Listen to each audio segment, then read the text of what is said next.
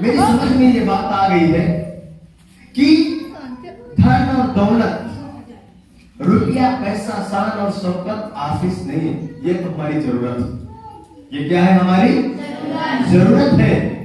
और मैं आपसे कहना चाहता हूं, यदि ये चीजें यदि आशीष की कैटेगरी में आती है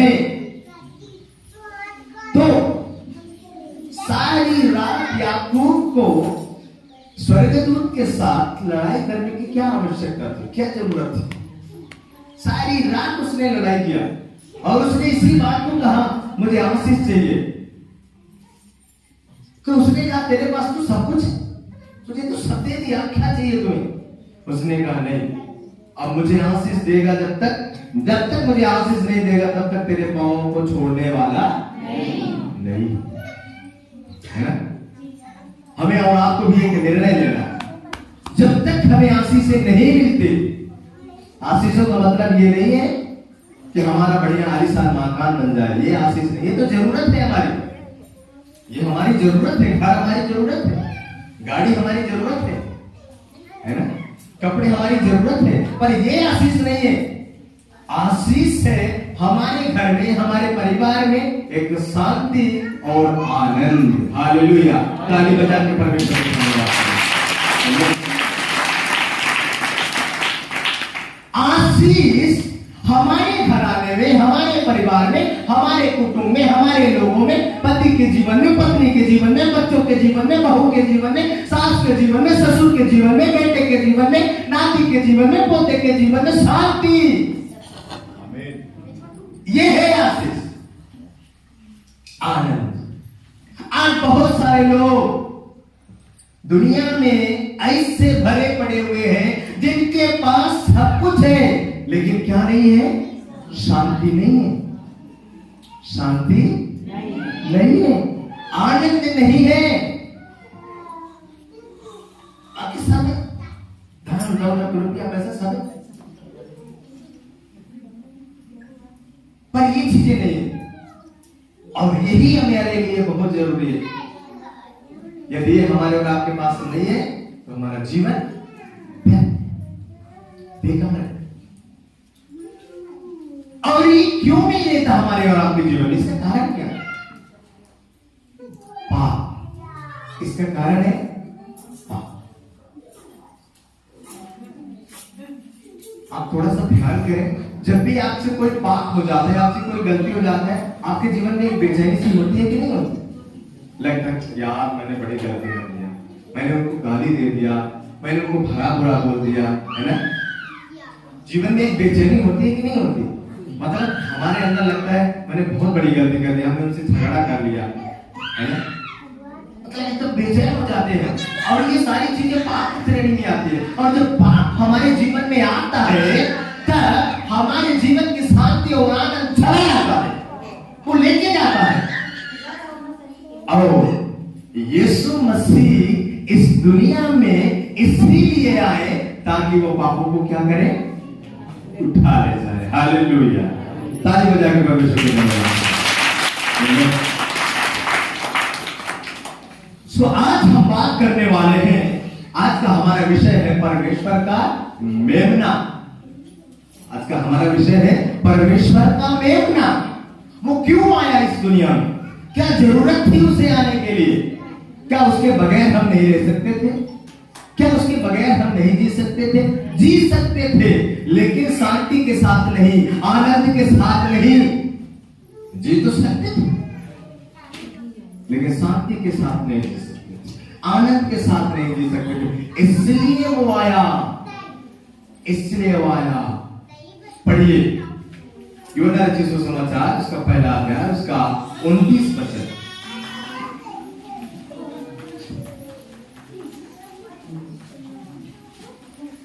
दूसरे दिन उसने यीशु को अपनी ओर आते देखकर कहा, देखो यह परमेश्वर का मेमना है। देखो ये परमेश्वर का मेमना है जो जगत का पाप उठा ले जाता है। जो जगत का पाप क्या करता है?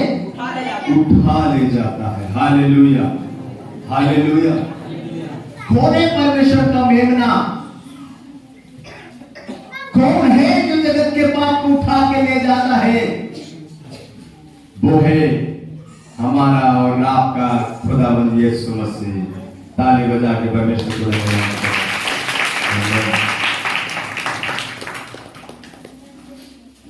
दूसरे दिन उसने यीशु को अपनी ओर आते देखकर कहा, देखो ये जगत का मेमना है जो क्या करता है, जगत के पापों को उठा के ले जाता है। ये परमेश्वर का मेमना है जो जगत के पापों को क्या करता है, उठा करके ले जाता है। Hallelujah, hallelujah. यीशु मसीह इसलिए इस दुनिया में आए ताकि जगत के पापों को लेके जाए। जगत में कौन रहता है, हम और आप। जगत में कौन रहता है, हम और आप। हम और आप जगत में रहते हैं और इसीलिए वो आया कि वो जगत के पापों को उठा के ले जाए। Hallelujah, hallelujah, hallelujah. हमारा और आपका परमेश्वर इसीलिए आया ताकि वो जगत के पापों को ले जाए। हमारे और आपके जीवन में जो अशांति थी, हमारे और आपके जीवन में जो बेचैनी थी, हमारे और आपके जीवन में जो बहुत ज्यादा निराशाएं थी, उन तमाम निराशाओं को लेने के लिए, उन तमाम अशांति को लेने के लिए, उन तमाम दुखों को लेने के लिए, तमाम तकलीफों को लेने के लिए प्रभु यीशु मसीह एक मेमने के रूप में इस दुनिया में आके बलिदान हो गए और उसने हमारे और आपके पापों को ले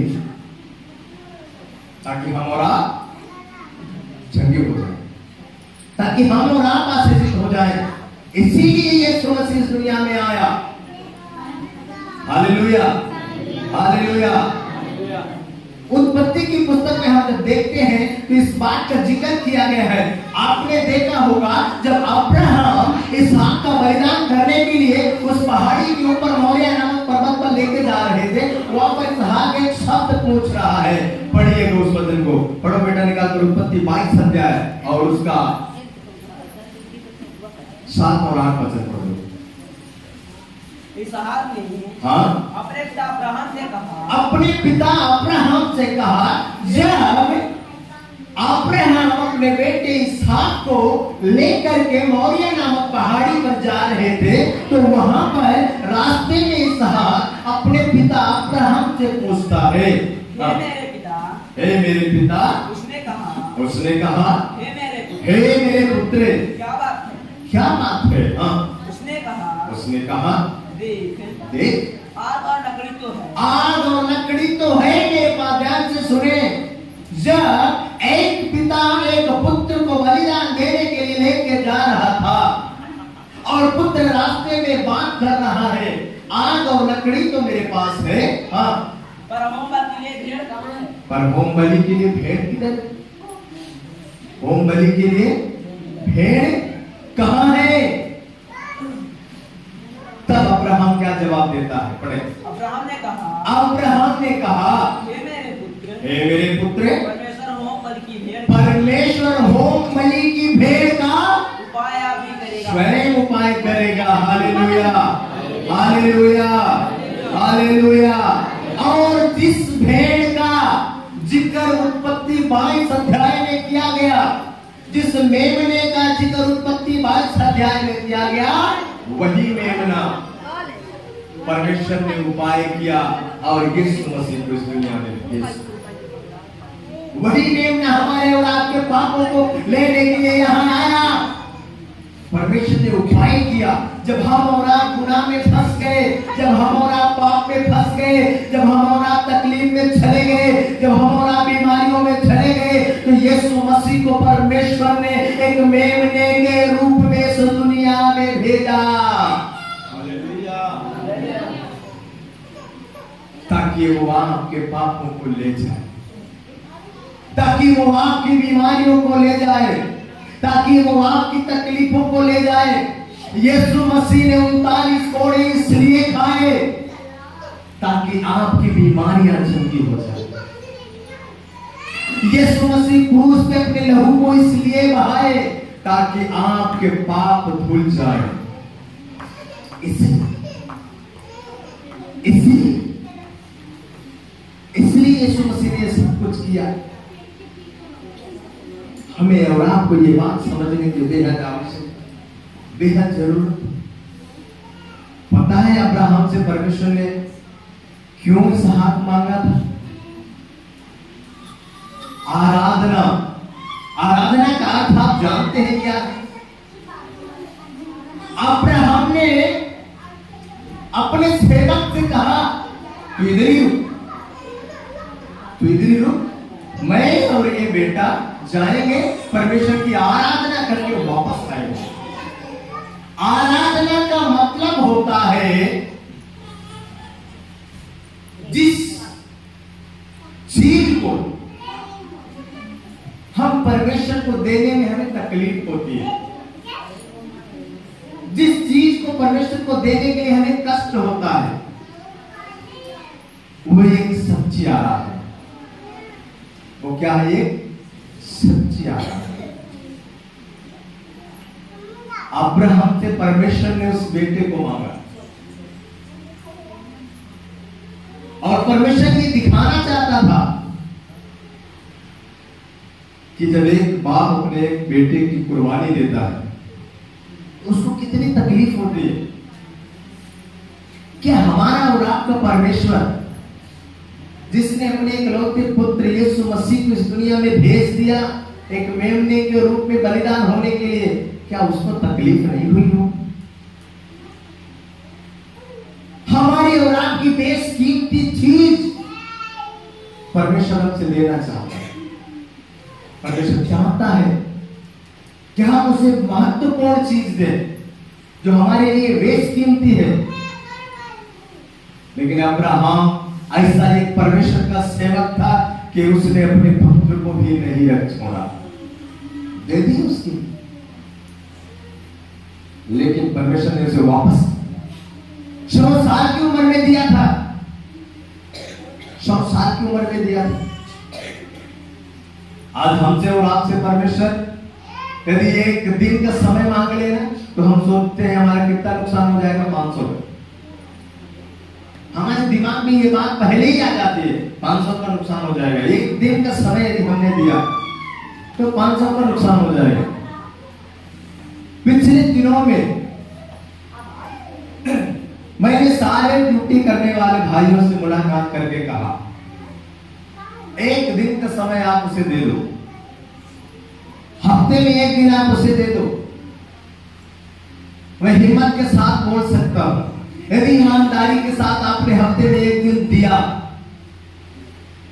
तो परमेश्वर उसका लेखा अपने स्मरण की पुस्तक में जरूर रखेगा।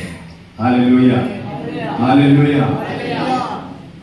वो कभी भी आपको घाटे में आने नहीं देगा, कभी आने नहीं देगा, क्योंकि एक दिन उसी का है, एक हफ्ते में एक दिन उसका है, 6 दिन उसने आपको दिया है। लेकिन उसने 7वां दिन कहा मेरे लिए, उस दिन तुम विश्राम करो, उस दिन तुम मेरी महिमा करो, उस दिन तुम मेरी आराधना करो, और तब वो आपको आशीषित कर देगा। हमारी बेशकीमती चीजें परमेश्वर हमसे चाहता, हम उसे दें, लेकिन क्या हम उसे देते? हेलो, क्या हम उसे देते हैं? आजकल तो ऑफरिंग बॉक्स में वो नोट आते हैं जो नोट कोई लेता नहीं है। सही है गलत? आपको चाहिए तो मैं दिखाऊंगा। इसलिए मैं सोच रहा हूं एक नोटिस बोर्ड इधर लगाएंगे। उमेश भाई एक नोटिस बोर्ड अगले साल लाएंगे इधर, यहाँ लगाएंगे, सारे फटी नोट उसमें क्लिक करेंगे, ताकि आने वाले भाई बहनों को ये पता चले यार पिछले रविवार तो हमने डाला था ये नोट, पास्टर ने यहाँ क्यों लगाया? कोई नहीं लेता उसे। अब आप मुझे बताओ, जिसको दुनिया की कोई भी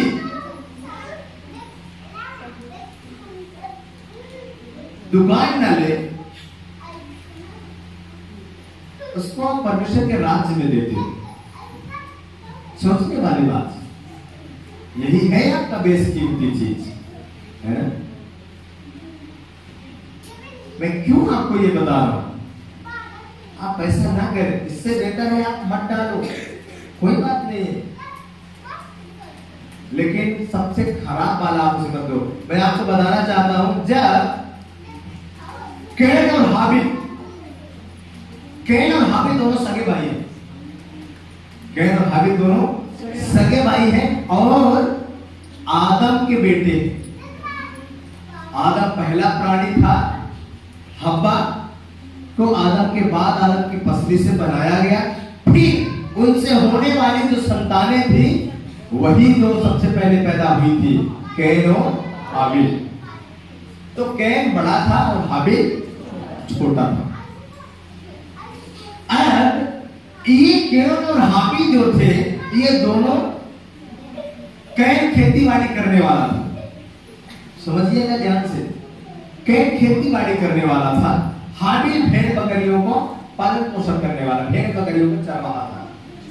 अब जब इसकी खेती पक गई और इसने उसको मीच कूट करके क्या किया, अब उसका जो दसवांश था वो परमेश्वर को देने के लिए लेके गया।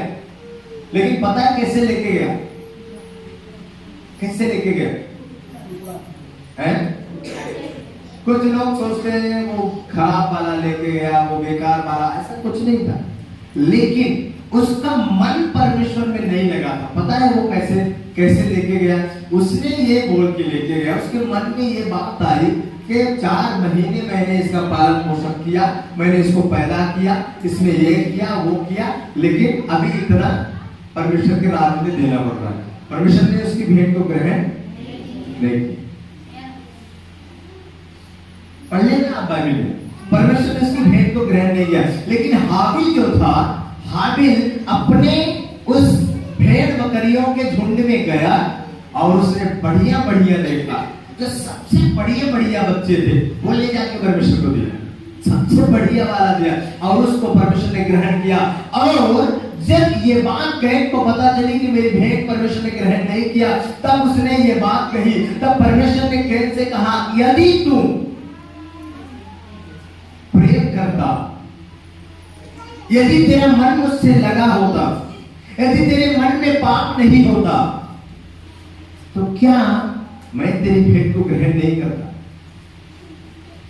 कई बार हमारे और आपके जीवन के द्वारा यही बातें होती है। कई बार हम आराधना में आते तो जरूर है, लेकिन हमारा मन नहीं लगा रहता परमेश्वर से। हमें लगा रहता है एक दिन का तो काम हो गया, एक दिन का तो काम गया, इससे अच्छा है आप मत आओ, वो ठीक है। ऐसी भेंट को परमेश्वर ग्रहण नहीं करता। बाइबल में लिखा है, विश्राम दिन को आनंद का दिन करके मानना है।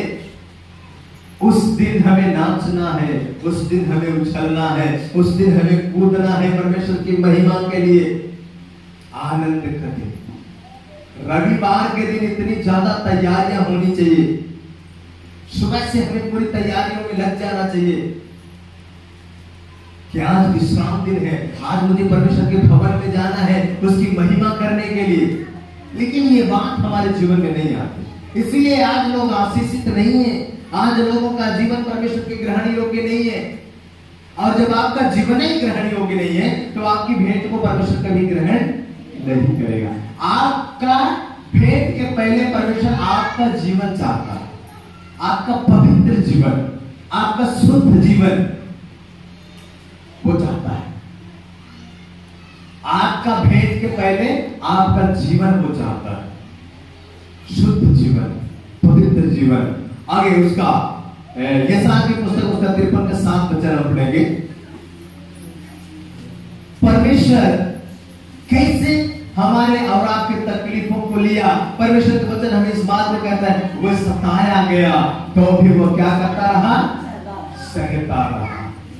वो सताया गया, पढ़ो बेटा, वह सताया गया, वो सताया गया तो भी वह सहता रहा, तो भी वो सहता रहा और अपना मुंह ना खोला, और अपना मुंह ना खोला। नहीं। परमेश्वर ने यीशु मसीह को इस दुनिया में भेज दिया एक मेमने के रूप में। उसको लोगों ने सताया, उसको लोगों ने मारा, कूटा, क्रूस पे चढ़ाया, लेकिन उसने अपना मुंह नहीं खोला। Hallelujah, hallelujah. हालेलुया। क्या हम ये बात सह पाते हैं? आज हम मसीह होने का दावा करते हैं, आज हर कोई कहता है हम मसीह हैं, लेकिन बाइबल इस बात को कहती है कि यदि हम ये कहते हैं कि हम यीशु मसीह के भक्त हैं, हम परमेश्वर के भक्त हैं, और अपनी जुबान को लगाम ना दे, अपने हृदय को धोखा दे, तो हमारी भक्ति क्या है? व्यर्थ है। कितने लोग हैं जो जुबान में लगाम देते हैं? हेलो हेलो, सुन रहे हैं? कितने लोग हैं जो अपनी जुबान में लगाम देते हैं, नहीं मुझे ऐसा नहीं बोलना है। शाम से सुबह तक ये जुबान जो है ना कैंची की तरह चलती रहती। कैंची का काम जानते हैं क्या है? वो जिधर जाए उधर काटे, जहां लग जाएगी वहीं काट देगी। कैंची का यही काम है ना। वो साड़ी में लगेगी उसको काटेगी, पैंट में लगेगी उसको काटेगी, दुपट्टे में लगेगी उसको काटेगी, कोट में लगेगी उसको काटेगी, है ना। जहां भी लग जाए वहां वो काट दे, है ना। और जब कैंची काटती है तो यदि आप उसको जोड़ना चाहें तो क्या पहले के जैसा आप उसे बना सकते हैं? बना सकते हैं विकास? पहले के जैसे बना सकते हैं क्या? टेला मास्टर लोग बताइए, पहले के जैसे आप उसे बना सकते हैं? नहीं बना सकते। उसी प्रकार आपकी जुबान जो कैंची की तरह चलती रहती है ना, cut cut cut cut cut cut, वो जब एक बार चल गई ना, वो किसी ने कहा था कि तीर कमान से, बात जवान से और प्राण शरीर से। अभी एक बार निकल गया तो वापस आना मुश्किल है ना। अभी तीर को आप जैसे लगाएंगे निशाने में, उसको मार देंगे जब एक बार, तो वो जैसे ही आपके धनुष से निकल गया, वो कमान से जैसे तीर निकल गया, तो वो फिर कुछ ना कुछ नुकसान करके ही आएगा। निकलने के बाद उसे आप पकड़ नहीं सकते, इसलिए इसकी चौकसी करना। इसलिए दाऊद कहता है, हे परमेश्वर मेरे होठों में अपने पहरा को लगा दे, ताकि मेरे होठों से कोई भी छल की बात ना निकले। Hallelujah hallelujah. क्या आप ये काम करने के लिए निर्णय लेते हैं कि हम ऐसा नहीं करेंगे? होठों का फल, ये बलिदान आपको चढ़ाने की आवश्यकता है। परमेश्वर चाहते हैं हमारी जुबान कंट्रोल में नहीं है, फिर कैसे हम आशीषित हो सकते हैं? कैसे हमारे भेंट को परमेश्वर ग्रहण कर सकता है? हमारा जीवन बाइबल में लिखा है, जो शरीर के अंदर जाता है वो मनुष्य को अशुद्ध नहीं करता, परंतु जो मुंह से निकलता है, जो मुंह से जाता है वो अशुद्ध नहीं करता, परंतु जो मुंह से निकलता है वो क्या करता है? अशुद्ध करता है। तो मुंह से निकलने वाले, विचार से निकलने वाले, यही सारी चीजें हैं, है? ये समझना, ये जानना। Hallelujah hallelujah. वो सताया गया, फिर से पढ़ो बेटा उस वचन को, वो सताया गया तो भी वो सहता रहा और अपना मुंह नहीं खोला। हालेलुया। यीशु मसीह सताया गया तब भी वो सहता रहा और उसने अपने मुंह को नहीं खोला, है ना। नम्रता, मसीह लोग बहुत नम्र होते हैं, सही है गलत? मसीह लोग नम्र होते नहीं होते? नम्र लोग हैं इधर बैठे हैं। नम्रता तो तब पता चलती, थोड़ा खरोच मार के देखो, सारी नम्रता बाहर आ जाएगी, है ना। थोड़ा खरोच लगाओ, फिर देखो काला खड़े हो जाएंगे, बाहियां सुगड़ने लगेंगी, है ना, लड़ने के लिए तैयार हो जाएंगे, है ना। यीशु मसीह को सताया गया तब भी सहता रहा। क्या है हमारे अंदर वो क्षमता? क्या हम सह सकते हैं? बताइए। हम चाहते हैं परमेश्वर में आशीष दे, हम चाहते हैं परमेश्वर हमें सब कुछ दे, और वो भी चाहता है कि आपको दे। कोई बाप ये नहीं चाहता कि हमारा बेटा गरीब रहे। कोई बाप चाहता है क्या? हम इस हालत में भले हैं, पर हम अपने बच्चों को अच्छा बनाना चाहते हैं। हम चाहते हैं कि हमारे बच्चे आगे बढ़े, हमारे बच्चे अच्छी कैटेगरी में जाए। उसी प्रकार हमारा और आपका स्वर्गीय पिता वो कभी नहीं चाहता कि हमारे बच्चे ऐसे हालात में रहे जो बद से भी बदतर हो। वो चाहता है कि हमारे बच्चे एक क्लास में